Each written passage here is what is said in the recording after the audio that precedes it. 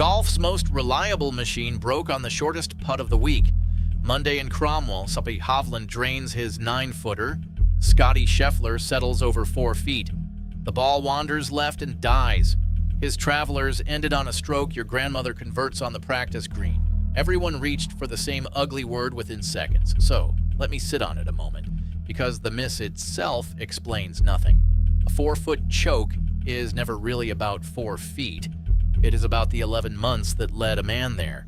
All the Nike millions draped across his shoulders could not buy back the certainty he carried last summer, when this putt was automatic and the trophy was already his. That gap between the golfer who never lost from the final group and the one who now cannot close is the whole story, and it should unsettle you more than any blow-up round. Drop your gut reaction the instant that ball slid past the edge. I answer the comments myself.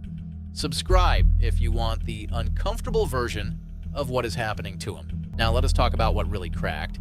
Start with the number, because the number is the insult. 4 feet shot link. The tour's own measuring system first recorded the putt at inside 3 feet before quietly amending it to just past 4.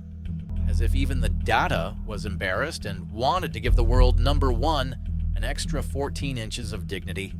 It changed nothing on the 18th green at TPC River Highlands at 9 in the morning, with a signature event and $4 million sitting on the line.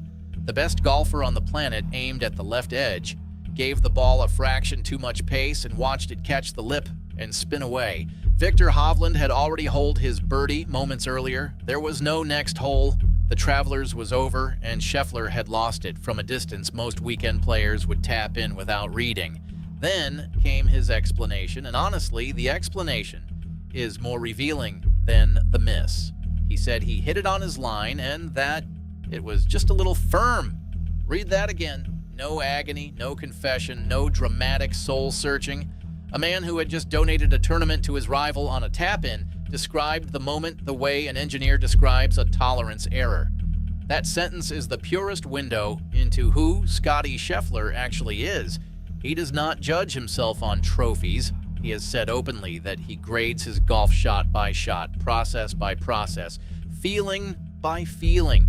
If the read was right and the stroke felt correct, then in his private accounting, the putt did not fail. The outcome did. It is the mindset that built a dynasty. It might also be the reason he could not see this collapse coming, because we all remember what he was. Cast your mind back barely 11 months to the summer of 2025, and the man was untouchable in a way this sport rarely allows. 6 wins that season, 2 of them majors, capped by a stroll around Royal Portrush that felt less like a competition and more like a coronation.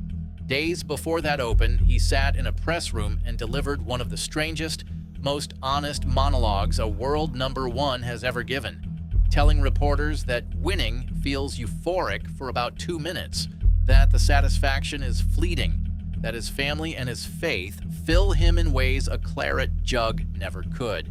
Then he went out and won the claret jug anyway, almost as if to prove the point that trophies came so easily they had lost their taste. The most damning statistic of that stretch is simple to remember. 5 times in 2025, he stood in the final group on a Sunday. 5 times he walked away with the title. Not most of the time, every single time. When Scheffler had a lead late, the tournament was not in doubt. It was in escrow. This season opened as though nothing would ever change. He won the American Express in January by 4 shots, his 20th PGA Tour victory, and with it he crossed $100 million in career earnings, a threshold only Tiger Woods and Rory McIlroy had ever reached. Off the course, the empire kept expanding to match. Nike dresses him head to toe and pays him a reported $5 million a year for the privilege. Rolex sits on his wrist, NetJets carries him between cities, TaylorMade builds his clubs, and this winter, Huntington Bank paid for prime real estate on his golf bag right beneath his name. Understand what that portfolio means. Corporations do not spend that kind of money on a golfer. They spend it on a certainty. Every logo he wears is a bet that when Sunday arrives, the man inside the swoosh will be holding the trophy.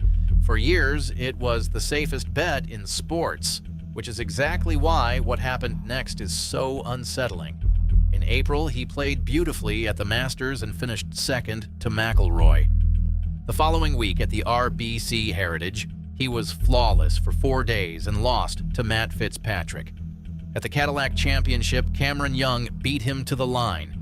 3 consecutive tournaments, 3 solo runner-up finishes, a sequence no player in the modern era of the tour had ever produced, a record built entirely out of heartbreak.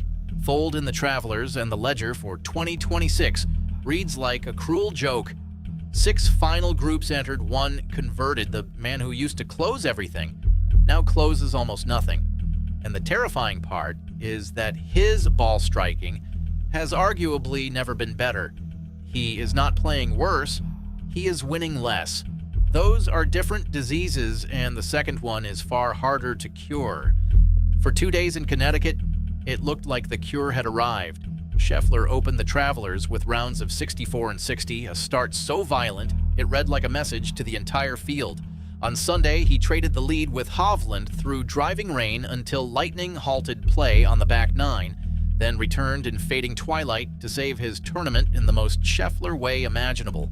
A horrific lie beside the water on 15, an overcooked wedge, a gutsy up and down, and finally an 8-foot par putt on the 72nd hole that he buried with a fist pump sharp enough to cut glass. 21 under tied playoff push to Monday morning. Walking off that green, he looked like a man who had stared at his own decline and slammed the door on it. The door did not stay shut, and the reason it did not stay shut had been grinding away on the other side of the fairway all week. Viktor Hovland arrived in Cromwell ranked 30th in the world, which for a talent like his is less a ranking than an accusation. 15 months had passed since his last victory at the Valspar.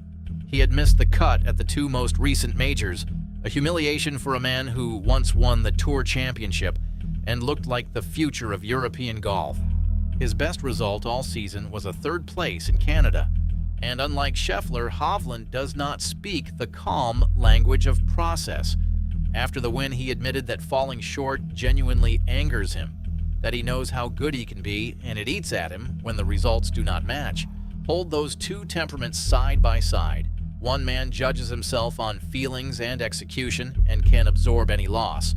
The other is fueled by the gap between his talent and his trophies, and had spent over a year staring at that gap.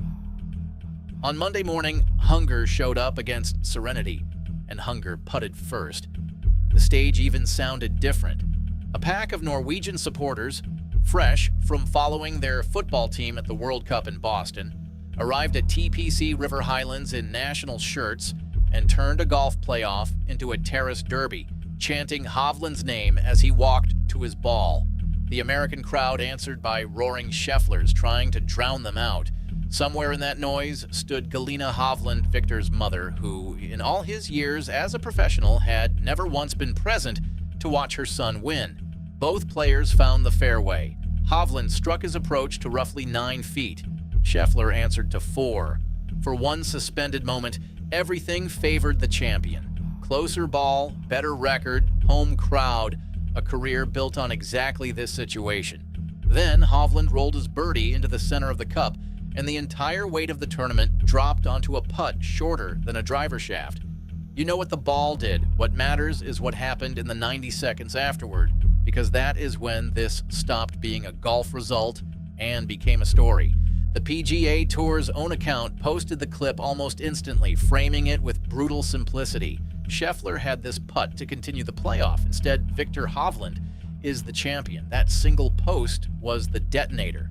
Within minutes, the word choke was trending among golf fans. Replies split into 2 armies, one mocking the miss and one defending the season, and highlight accounts looped the lip out in slow motion for an audience that could not look away. Hovland, standing greenside, paid his opponent the kind of respect that only sharpens the contrast, saying he knew he had to bring his absolute best to have any chance against Scottie, and that Scheffler had dragged that best out of him. Even the winner's speech was about the loser. That is what gravity Scheffler still has. It is also what made the fall so loud. Now, for the part of this story the outrage machine got wrong, and it involves the money. In the hours after the miss, you could find fans half joking that the sponsors should tear up the contracts, that no brand pays champion prices for second place. Let me be direct about the facts. Nike is not going anywhere. No statement, no rumor, no whisper of a threat exists, and none will. Sponsors do not abandon a world number one with 9 top 10s and 14 starts. They renew him. But here is the uncomfortable truth hiding inside that reassurance. The contracts were never really buying golf shots, they were buying inevitability. The aura that made opponents shrink and made every Sunday feel pre-written. That aura is the asset genuinely under threat, and no accounting department can protect it. McIlroy took a piece of it at Augusta. Fitzpatrick took another at Harbortown. Young helped himself at the Cadillac. Hovland just carved off the largest slice yet in a playoff on a 4-footer in front of the world. The field has learned the one thing a dominant athlete can never allow it to learn. He can be beaten straight up on the biggest stage at his own game. So what does the quiet man do with that? Everything in his history says he will not change because his entire identity is built on refusing to let results rewrite his process. He admitted the 2 weeks had been really long, that contending through a U.S. Open and then a 5-day Travelers had emptied the tank, and in the same breath insisted this was some of the best golf he had struck all season. Both statements are true, and together they form a confession he would never phrase directly. The machine is running perfectly, and the wins are still not coming, which means the problem lives somewhere his process cannot reach. Margins nerve the last 4 feet. This is why the moment feels bigger than one tournament in Connecticut. Dominance in sport is never owned, it is rented, and the rent is due every single Sunday. Scheffler is now learning what Tiger learned, what every emperor of this game eventually learns, that the crown does not slip off in one dramatic collapse. It slips one lip out at a time, while a hungrier man stands nearby, waiting to pick it up. Hovland was that man on Monday. The Open at Royal Birkdale will tell us whether he was the exception or the beginning. If this breakdown changed how you see Scheffler's season, tell me in the comments whether you believe the aura returns or the field smells blood. I read every reply. Subscribe and turn on notifications, because if the world number one is truly mortal now, you will want to be here when we cover what happens next.